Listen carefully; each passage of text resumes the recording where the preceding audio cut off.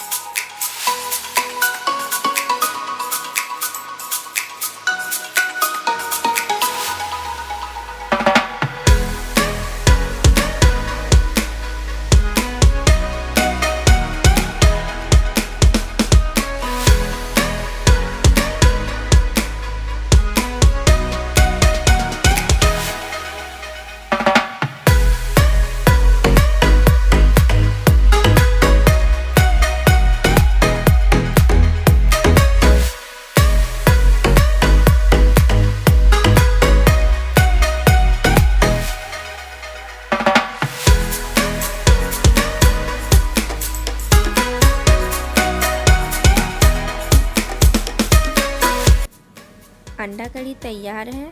आपको मेरा ये रेसिपी कैसा लगा आप मुझे कमेंट में ज़रूर बताना।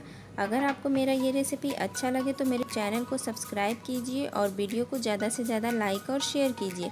मैं मिलती हूँ मेरे नेक्स्ट वीडियो में, तब तक के लिए बाय बाय।